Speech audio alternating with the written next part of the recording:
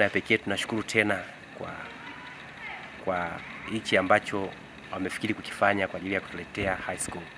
Tunategemea kuwa na high school muda si mrefu hapa. Hela tayari imeshaingizwa tayari. Ni hela kutosha.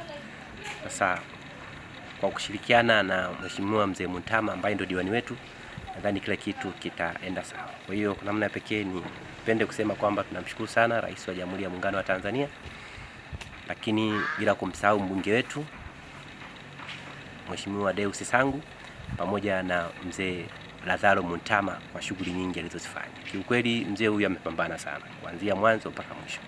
Sababu mwanzo hata madarasa ibidi ajenge madarasa 3 tu, lakini alihangaika sana mpaka yakaongezeka yakawa madarasa 6. Kwa sasa hivi form 1 pale wana madarasa mengi mno. Imepatikana na hasa kwa sifa zifuatazo.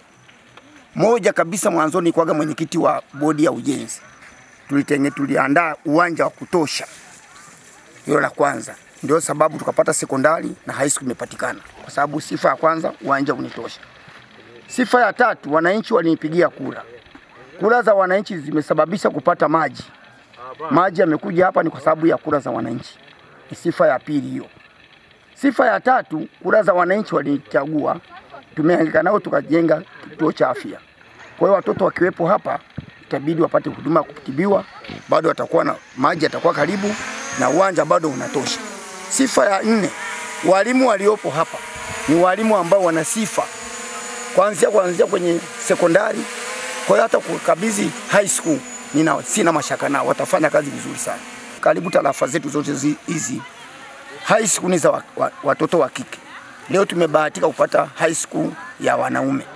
Na kwa maana kwamba mazingira yoyote yale ya nchi au ya maisha ni kuchanganya aina ya makabila.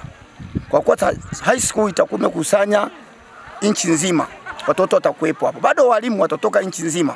Kwa bado ni kitu ambacho kitakuwa kinaongeza yani ufanisi, lakini pia mabadiliko ya wananchi yatabadilika kutokana na kwamba elimu zinavyoongezeka ndivyo hata upanuzi wa mawazo ya watu.